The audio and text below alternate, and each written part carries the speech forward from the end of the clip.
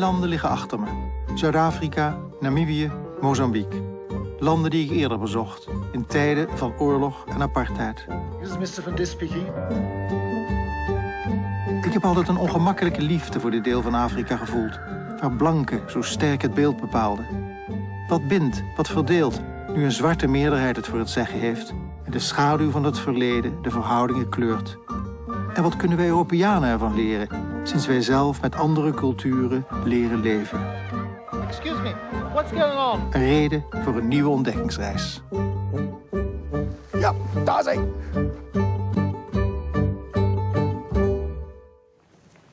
Na Johannesburg rijden we naar de grens van Zimbabwe. Want in Johannesburg hebben we gezien dat de stad vergeven is van gevluchte Zimbabweanen. 3,5 miljoen mensen hebben Zimbabwe al verlaten op zoek naar een beter leven in Zuid-Afrika. Hoe vangt Zuid-Afrika die mensen op? We gaan eerst naar de grens en zien daar de border jumpers. We volgen een enkele naar Rustenburg, een mijnstad waar het geld ogenschijnlijk voor het oprapen ligt. En dan terug naar Johannesburg. En daar zien we de ware ellende van de vluchtelingen.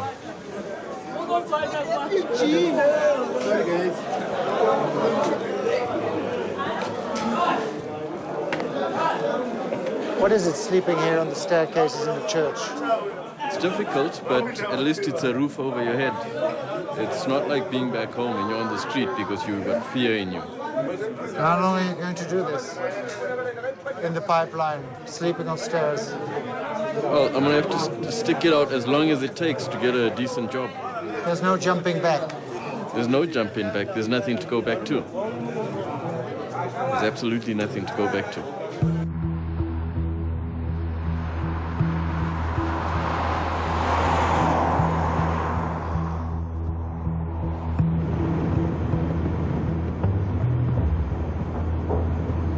Lolo, Limpopo River is far from here.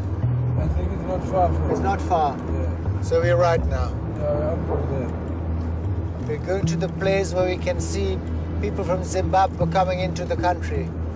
I think that's the place. What is the place where they jump? Where they jump, they don't have a name. They just jump like here in the fence, you see? Yeah, they jumping is illegal. Okay. Yeah. There we go, where they jump illegal. Yeah, they jump illegal.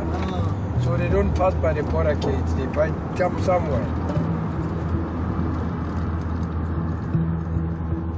Afspraak met God Knows Nare. Hij kent de gevaren van het borderjumpen. Omdat maar weinigen zijn avonturen wilden geloven, besloot hij het nog eens te doen. Maar dan met een verborgen camera. Hij haalde er het Zuid-Afrikaans journaal mee en zelfs de BBC. Vrije nieuwsgaring is onmogelijk in Zimbabwe, ook voor onze ploeg. En daarom kijken we mee over de schouder van God Knows Nare, die sinds hij in Zuid-Afrika woont een bestaan als documentairemaker probeert op te bouwen. Home cinema.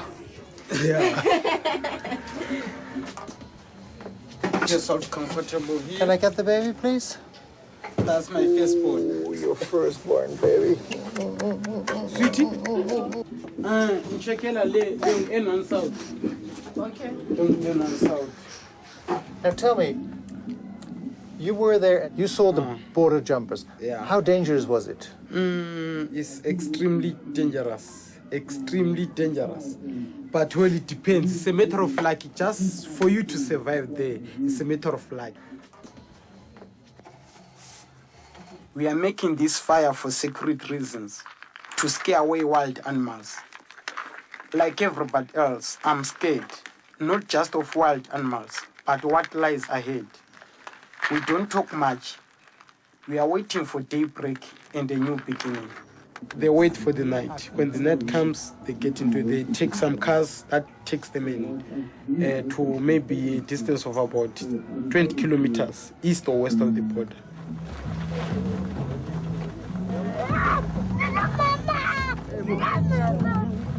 They'll be right thick into the bush. Then they start walking towards the river. They walk silently and carefully. Then they cross.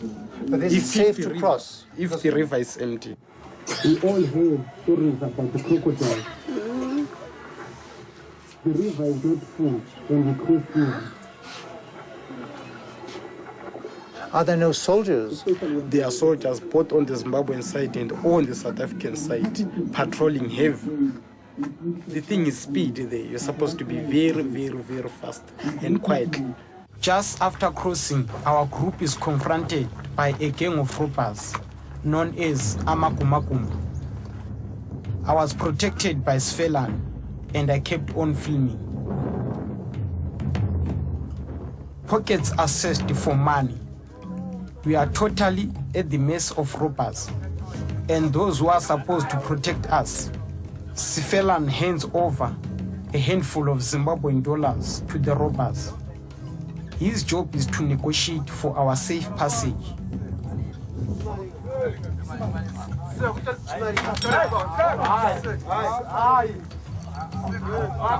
The most dangerous thing in the bush there is these guys they call Amakumaku.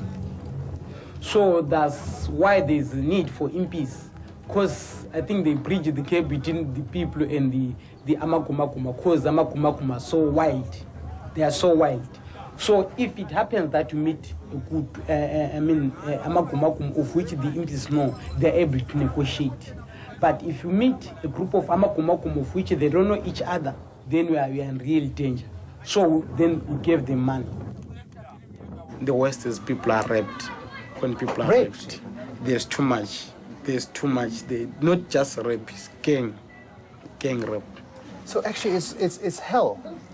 No, it's hell. This is extremely hell. That's why I had the passion to tell the story. Because lots of people, they always spoke of border jumping, but they didn't really know actually what is really happening behind the scene, in the bush. There are whole lots of things, as you can see.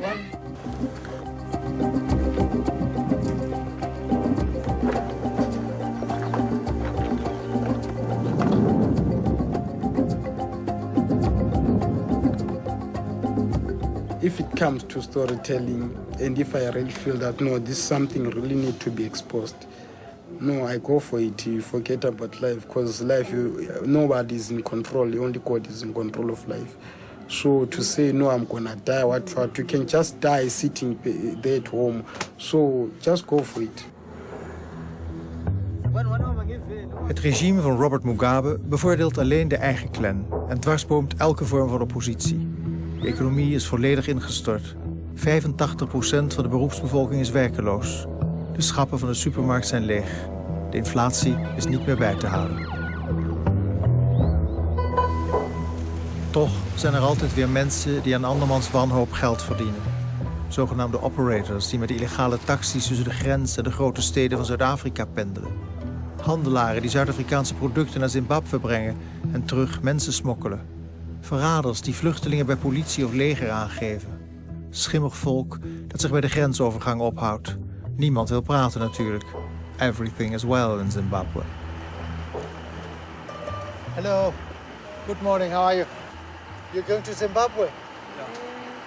You're going to see your family? Sorry? No, we stay there. You stay there? Yeah. And you're bringing stuff to your relatives? Yes. Yeah. How's life in Zimbabwe nowadays? Yeah, well, look, how can I put it? You survive? We can survive.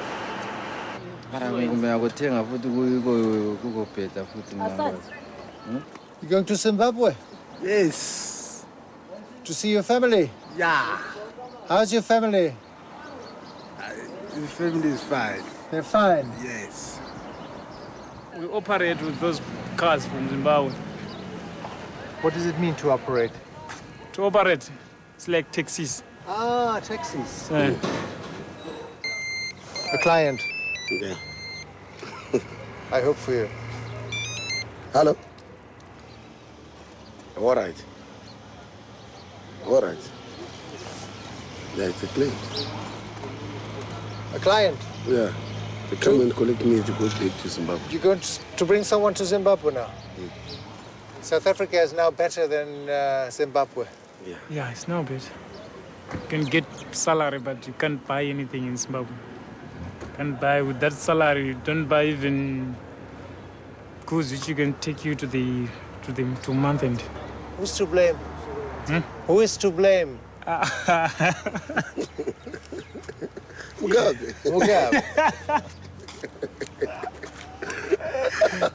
Why you laugh? He's a big man. He's a big man, but very dangerous. Very dangerous. He's a very dangerous guy. See you next time. Okay, see you. Sabe? You have to pay people with the transport. You have to pay people, that particular person who is going to show you the place to walk through to come into South Africa. You have to pay. Always pay.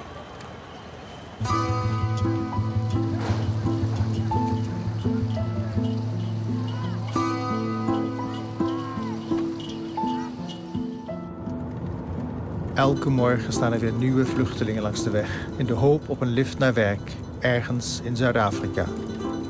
What do you think of those people who jump illegal? No, it's not good when they come because they take our jobs in South Africa. Yeah, but it's terrible in Zimbabwe. It's terrible in Zimbabwe, but here in South Africa too it's terrible because people of South Africa are not working, you see. Shouldn't we help these people? We must help them, but we must know that they're here legally. And then what happens if he dies? Where are we going to bury him? And then where do we know where do we think it comes from? Yeah. We don't know his people, we don't know anybody, so and then it's going to cost the government money because it's going to be a pauper's funeral, yeah? Is it important to be buried in the soil of your fatherland? It's what I think, it's very important. Why is it important? It's because you are where you belong. Yeah. Yeah. We wagen het en pikken een lift erop. De jongeman wil echter niet herkenbaar in beeld, om politieke redenen. Hij is betrokken bij ZAPU, Zimbabwe African People Union. Een van de partijen die gevochten heeft tegen het door blanken bestuurde Rhodesië van Ian Smith. Niet lang na de onafhankelijkheid in 1980 werd ZAPU door Mugabe als oppositiepartij terzijde gesteld. Sindsdien heeft Mugabe's partij ZANU-PF alle macht aan zich toegetrokken. Bij de laatste verkiezingen werd de stemmenwinst van de oppositie zelfs totaal genegeerd. Aanhangers van de oppositie opereren sindsdien in het verborgene. Well, I am very careful. Mugabe's forces operate everywhere and anywhere. So I keep my head down as much as possible. I have witnessed horrible incidences where you'd find a very old woman who has been beaten, shambled, to an extent that she will be blue all over the body, or black, you see. And when you go to court, even lying on a stretcher bed, the magistrate will simply ignore that. There are some families that were totally, brought to extinction. Because if your relative was a member of ZAPU, or ZAPU executive, they would then collect everyone in your family. And I remember there was one incident where the member of the family was the chairman of ZAPU. So everyone was collected and they were then put in a very big hut. They locked the hut and set it alight. The soldiers stood some few meters from the door with a submachine gun. So there were about 40-something people that were, including small kids, that were killed. So it's a murder that's ruling the country. Yeah, over 25,000 people were massacred by an army that was specially trained by the government, trained by Korean instructors called the 5th Brigade. And their mission was to kill and develop people, instill fear, so that they then accept Mugabe or ZANU-PF as the only legitimate party. You witnessed this murder? Yes. How old were you then? I was about 15 or so.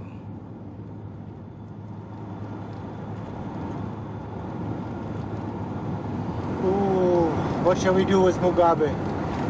But Mugabe? Yeah. No, Mugabe must think he himself what to do. Yeah. Yeah, because me, I'm not against Mugabe. No? Yeah, I still honor Mugabe.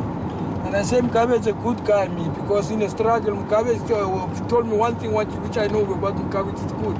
He told Tony Blair, said to Tony Blair and George Bush, Tony Blair, keep your Britain, I'll keep my Zimbabwe, and you Bush keep your America and I'll keep my Zimbabwe. Yeah. a good guy. I favor him. You can't come from Zimbabwe, from Britain, and come and rule me in my country. You see, that's what I don't want. You come from Britain, you come to here, you must listen to me because I'm the president of here and do what I want you to do. Not you come from there, then you come and tell me what to do in my country. That's bad. That's what I don't want. That's very clear. Yeah, that's it. Zoals zoveel Zimbabweanen gaat ook onze lifter zijn geluk beproeven in de mijnstad Rustenburg, ten westen van Pretoria. We zetten hem af bij het huisje van een verre neef. You told me that in Zimbabwe many Yeah. people tell each other jokes. Tell me one joke. You owe me one. All right. There's this joke about Robert Mugabe, Tony Blair, and George Bush having died and being in hell. And now George Bush says he wants to make a phone call to his people in America and find out how they are. He makes that phone call. After the phone call, the devil says, "You owe me 10 million US dollars." So he writes a check and gives it to the devil. Tony Blair does the same. He is charged 5 million pounds. Then Mugabe says, "I also want to phone my people." And Zimbabwe says, "Go ahead." He makes a very long call. The devil says, "Only 150 US dollars." He says, "How come it's so cheap?" He says, "Yes, the local calls from one hell to the other." And you think Rustenburg will be paradise? Yes, I hope so. I think so. Okay. Yes, have All a the good best. journey. Okay, bye-bye. All right, bye.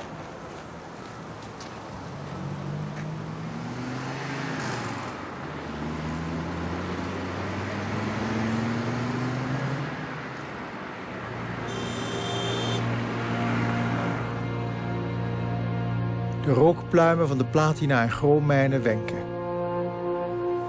Rustenburg is wat Johannesburg ooit was. Een magneet die goedkope arbeid aantrekt en waar het grote geld lokt. Nu is het de snelst groeiende stad van heel Afrika. Paul Kruger boerde ooit in de nabijheid.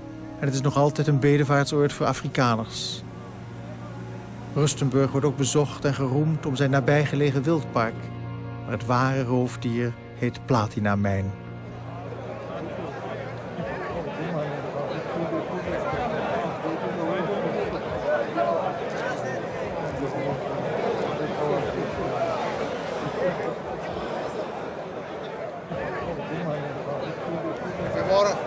Ek is Danny Page van die sekuriteit. Waar van watter plek is u? Ons is baie nieuwsgierige mensen, meneer. Nee, ek sien so ja. Het gaat hier aan. Dis maar net 'n safety launch. Safety launch. Wat wil dit zeggen? Hulle krijgen instructies om hoe die mijnen in te Nou, maar gaan. net 'n meeting want daar was 'n paar feitels gewees op die myn. Ah, nou is het afgelopen om reis. voorzichtiger te wees. Er was 7 mensen wat gesterft het. Daar was 'n hele paar. Ja, ja. Is dit nou veiliger? Goed so. Ja, dank je.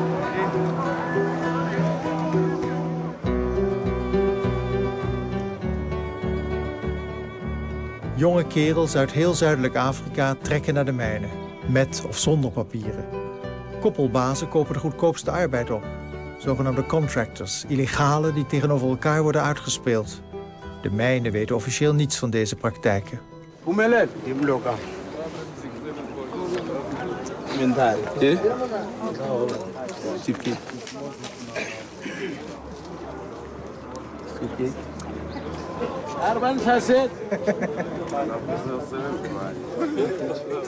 Dit zijn de witwerkers. De mannen met ervaring, met een paspoort, met papieren. Zij krijgen officieel betaald. Kom je uit het buitenland, heb je geen paspoort, ben je illegaal...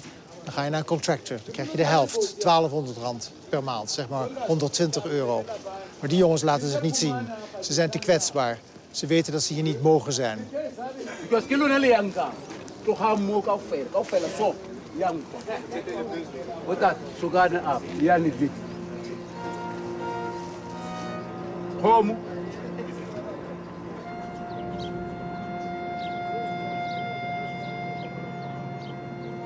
De mijnen draaien 24 uur per dag. Duizenden mannen wisselen elkaar in ploegendiensten af. Officieel staan veiligheid en gezondheid hoog in het vaandel.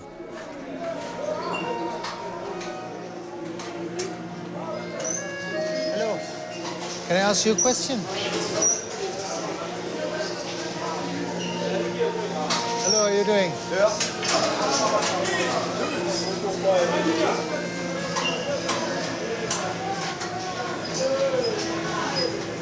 No money. I'm working so hard. Hard. Hoe lang krijg je zwaar? Yeah. Money, nothing money. Not money. Yeah. You're contractor. Yeah, it's contract. Oh. Maybe you can help me, I don't know. There is no money here, Baba. We suffer. We eat apples every day, whereas we work underground, we keep production. There is no money here. We want the money. No. How's your health? Health. Hey, a little bit, but people always speak about lungs. Think about lungs. You see, there's a lot of dirty. We work under a lot of dirty, but they try to protect us. You see. We want money here, man. Please, little salary.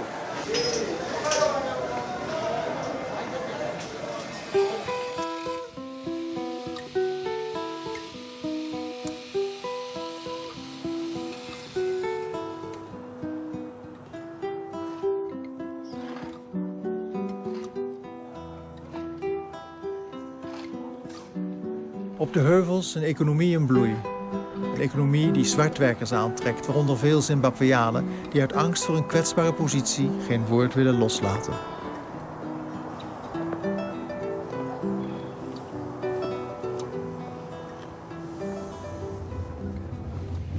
Wat opvalt is dat die heuvels volstrekt wit zijn.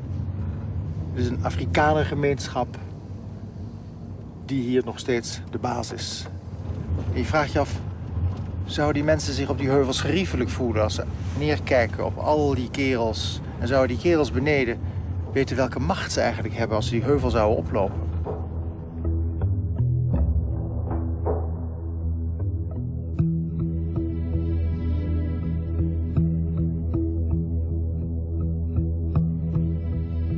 Hele dorpen zijn naast de mijnschachten opgetrokken. Tijdelijke hutten, gebouwd van golfplaat, jute en plastic zeil.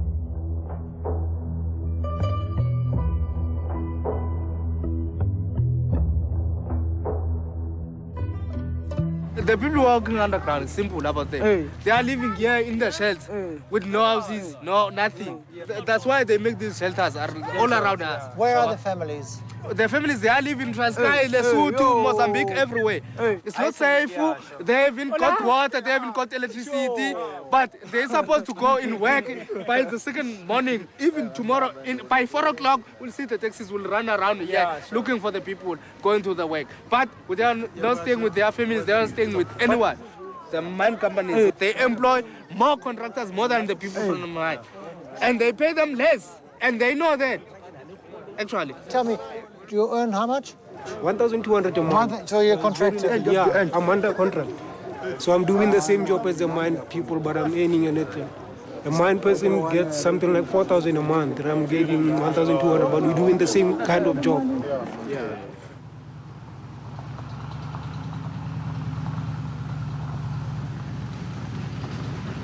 What are you doing here? I'm looking for a job here. Are you alone here? No, I'm with my cousins and my brothers. Isn't it difficult for a woman to live here among all these men? Yeah, it's difficult. Because there are a lot of men here. They left their wives at home. Can you walk alone here at night? No, I can't. So you stay inside? Because they kill a lot of people here. They kill people Yeah, here? they kill people. How many people they killed here? A lot of them. And my friends, they died here last year. Okay. They killed my friend this year. She was from Zwirast. They rape her. After raping her, they kill her. Tell me, what is life like here in the day? I look after my cousins and they look after me. Would you describe what your cousins do? They are drinking, have a lot of girlfriends. You see, yeah, those stuff. Yeah. And there over the hills we have Rustenburg. Huge, big houses, rich people. They have a lot of money, I don't know. My aunt is working here at the kitchens. They paying here 600 rand every month. 600 rand a month? 600 rand every month. Yeah. They are doing them, they are something like slave. Yeah. What do you do? When people are dirt poor, when they are on the bedrock of deprivation, they have nothing. They are not revolutionary. They are thinking only about surviving the day.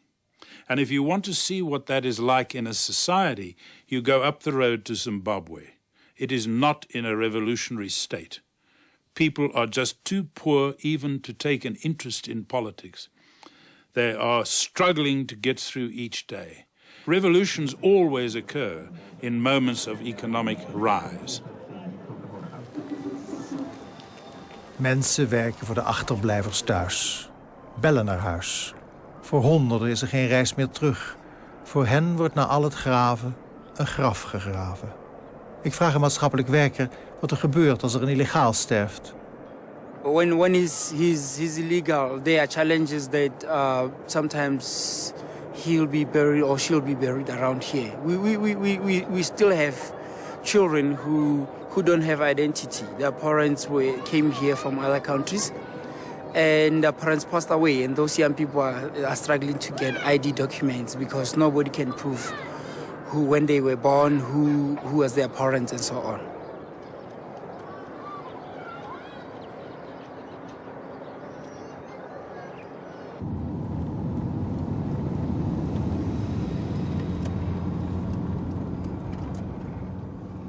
We've probably got 3 million Zimbabweans here, many of them skilled.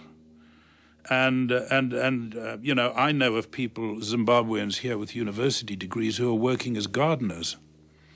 Because we are a developed society, and you know, they don't go migrating to failed states. South Africa is the regional superpower, economically, militarily, in every way. South African companies are investing all over Africa. We've got retail stores, ShopRite, Checkers, Pick n Pay. All of these retail stores are operating all over Africa, as a result of which, you know, other African countries are beginning to grow.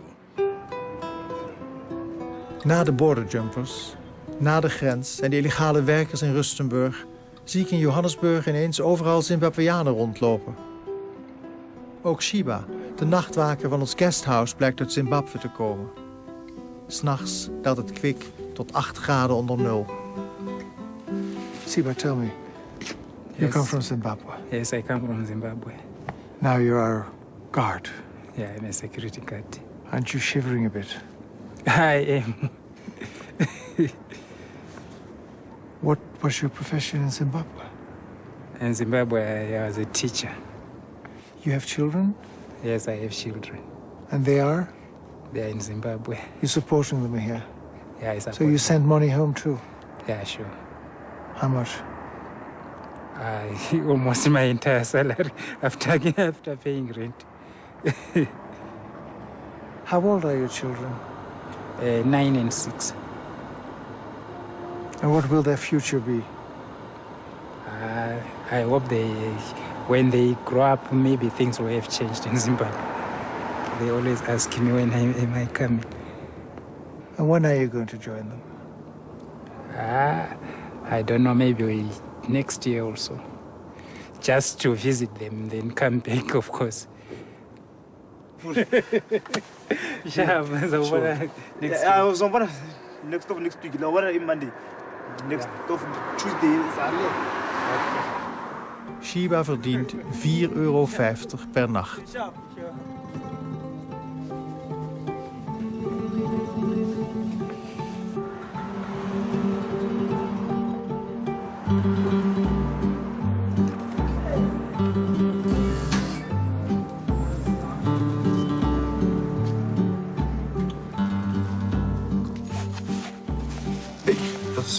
Rhodesian, Zimbabwe. Rhodesian legacy.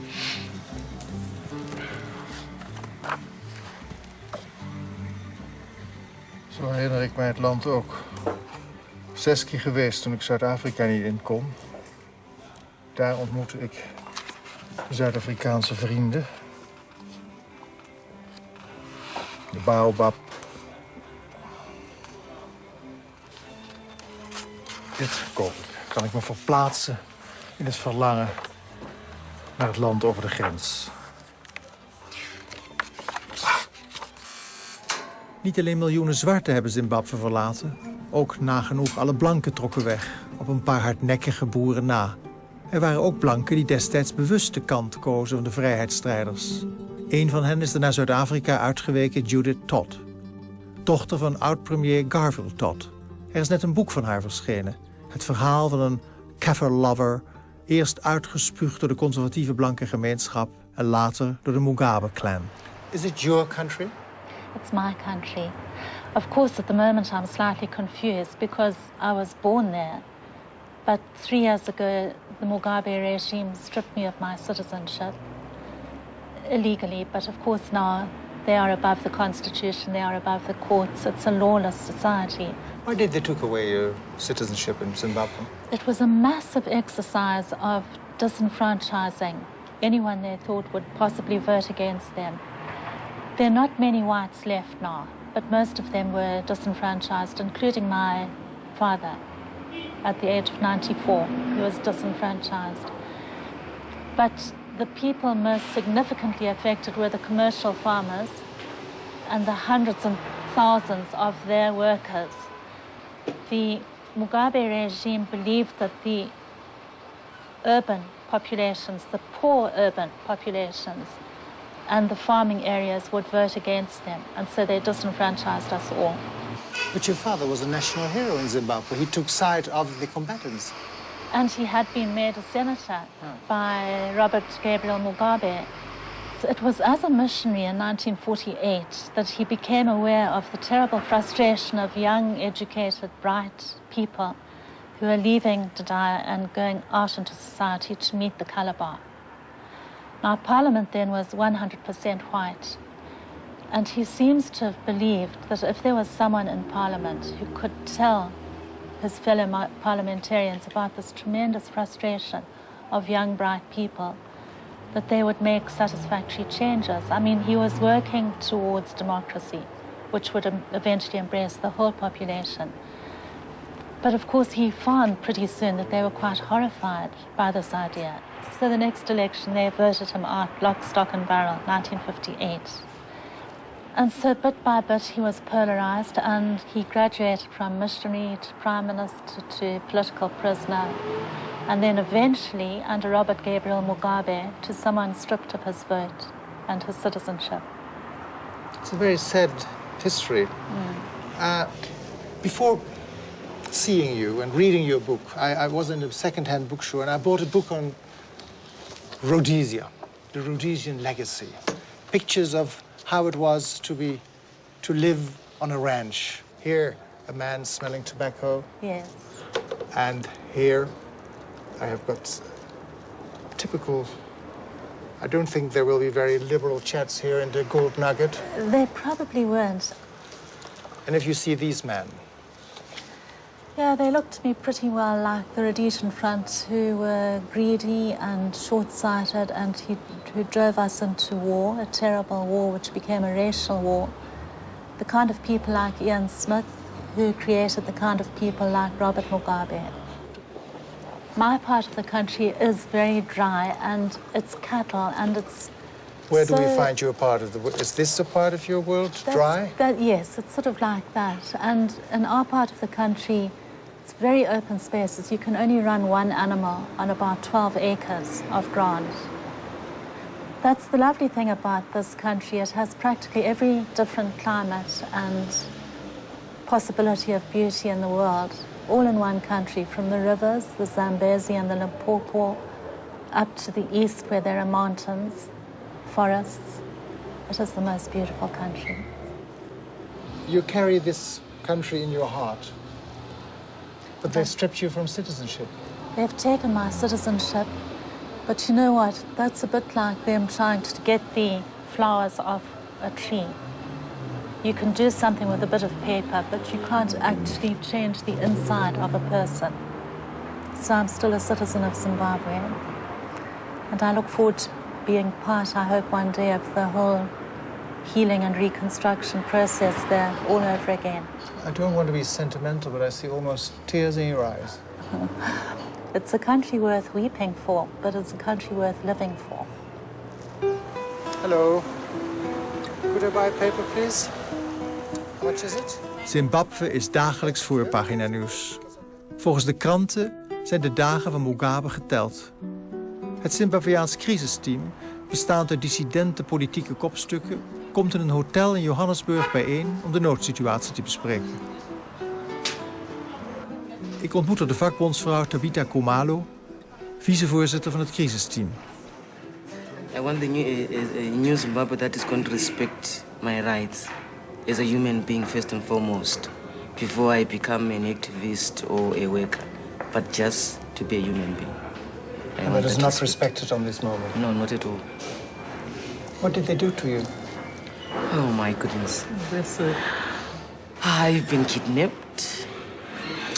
I've been tortured. Sexually, I don't know the word. Abused? Yeah, if you want to call it that way. I've been arrested, detained several times. They'd come home, pick me up, lock me up. All because you differed in opinion? All because I want freedom. And I want the Zimbabweans to have the right to be Zimbabweans, not the right to have no identity.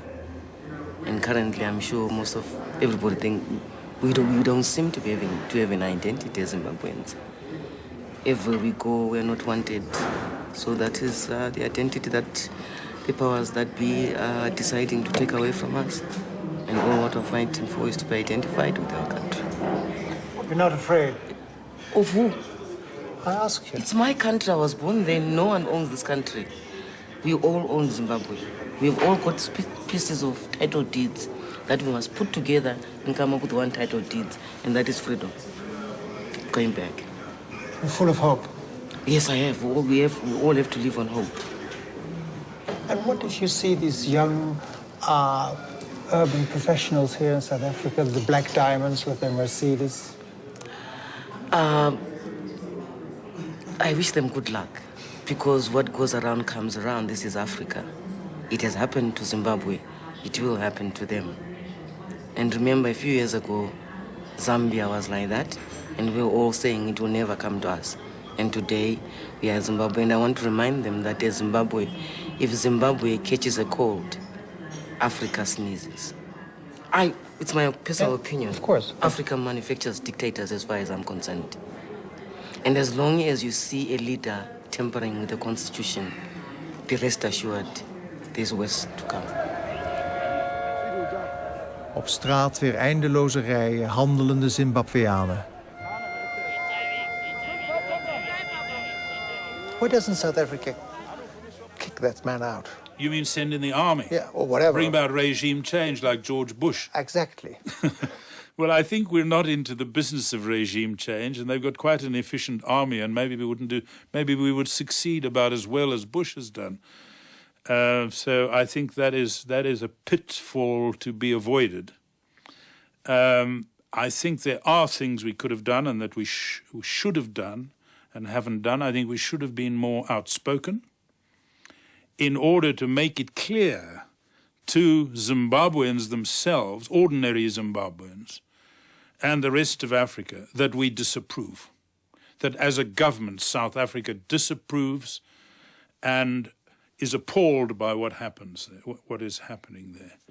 Mbeki decided on a different strategy to try and reason, he called it quiet diplomacy, to try and reason with, to try and maintain a link, what Margaret Thatcher called quiet diplomacy.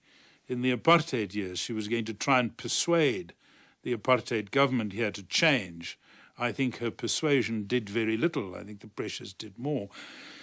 But I think the line that Mbeki followed, and his government with him, has enabled Robert Mugabe to deceive his own people into believing that their economic suffering is a result of British and American interference, and that all of Africa applauds him for what he's done in taking white farms and giving it to blacks.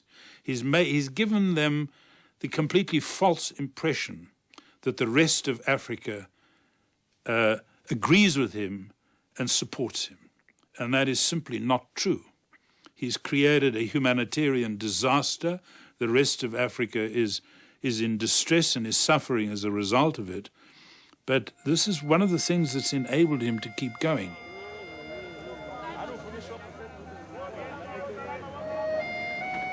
Wie wel een daad stelt is de Anglikaanse bisschop Paul Verijn.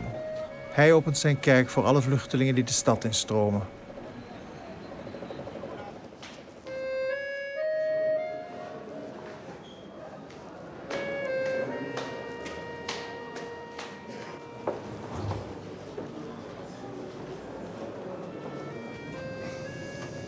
Yeah. Well, whenever. Okay. All right. Thank you. Bye-bye.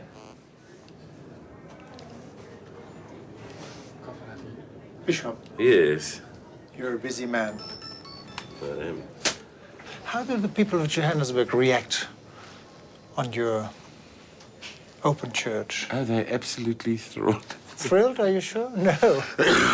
We've had difficulties all over the place, as you can imagine, because, of course, immediately you do that, things don't remain the same, you know. This was a pristine, magnificent church building at one stage. It's got quite worn out, you know.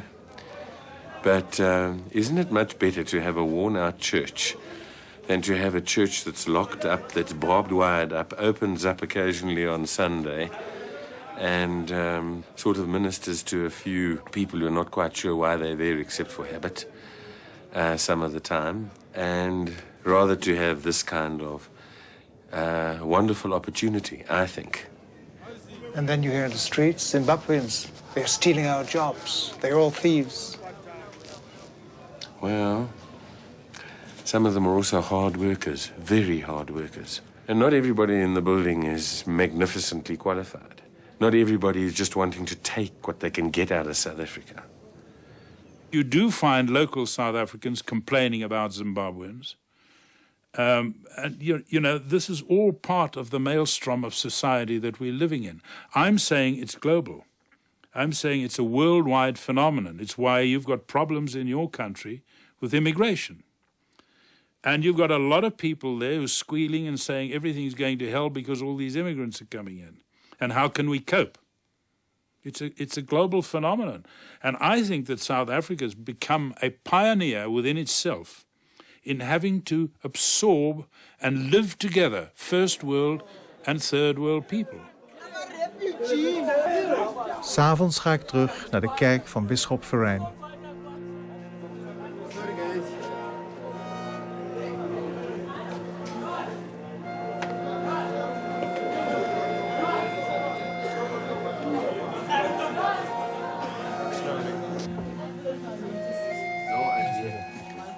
Er wordt hier gekookt, overal gloeiende plaatjes. Het stinkt hier waanzinnig. Mensen doen de was. Je loopt ook door de kletsnatte kleren overal.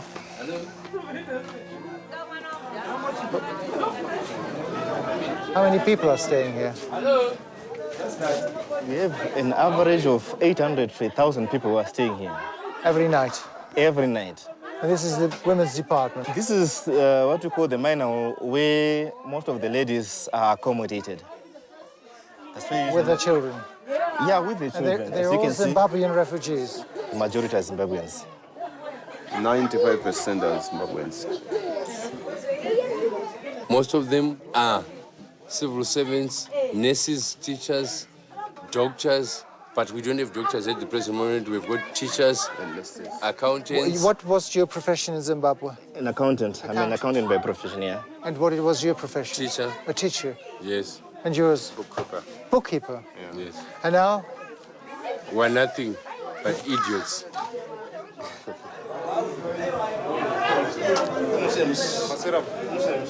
Okay.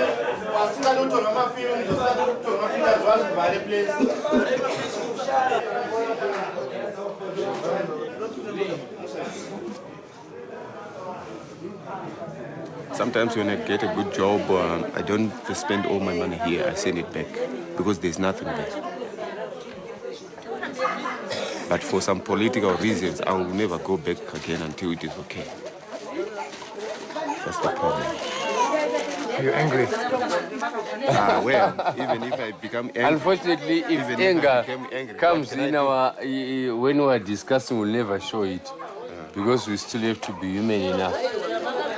We have to be ourselves.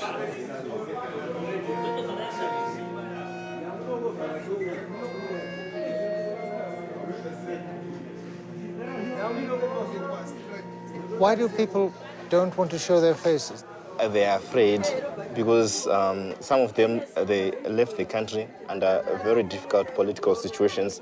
So they're so scared that there might be people who might know their whereabouts and come and do anything they deem necessary to get rid of them. In Zimbabwe, it's very difficult. If you speak, you die. So I don't know what's the way. If you go back to Zimbabwe holding these cards, they say you're sell out. They'll kill you. What is on the card? What does it say? Oh, refugee. Yeah. They'll send those CIO guys. They'll be after you. I don't know how are we going to live. Things are just not well in Zimbabwe. We love our country and we are really proud to be Zimbabweans, and we hope things will be well anytime soon. Just praying about it. I think that's all.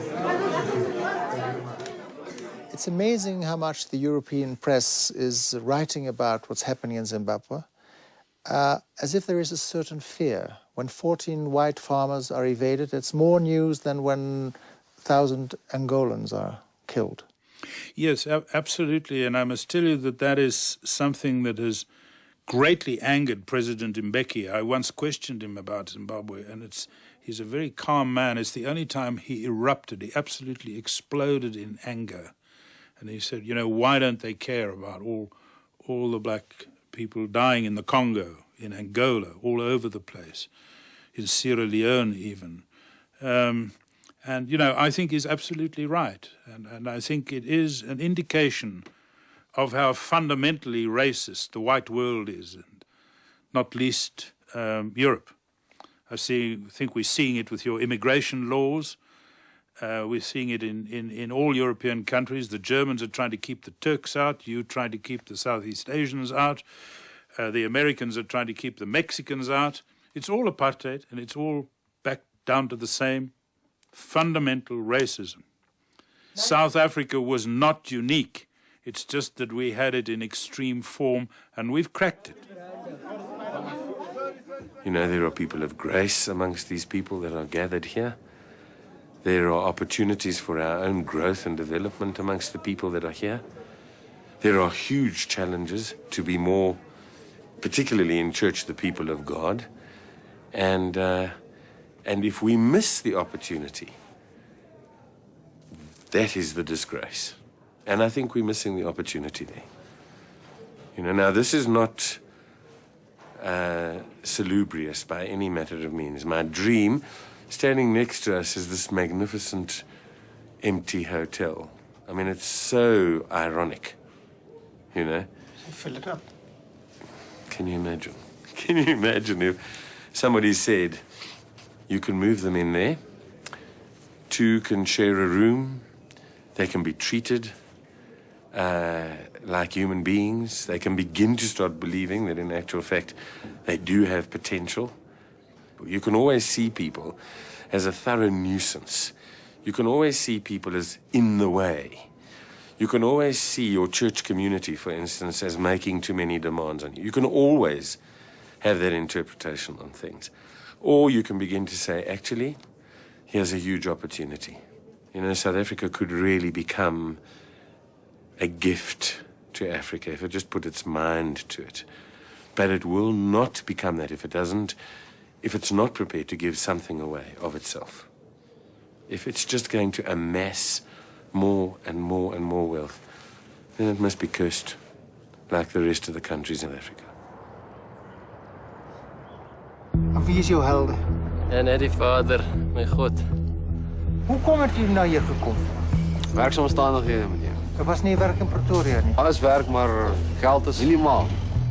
Ik ga naar de kerk, waar dominee Adam Boshoff preekt. En die woord racisme, as die swartes 'n ding doen, dan is dit reg. Maar as die wites presies dieselfde ding doen, dan is dit rassistisch. Ja, ik heb me voorgenomen alles te begrijpen, maar het begrip zit niet naar binnen en moet naar buiten. En het spuit er aan twee kanten uit.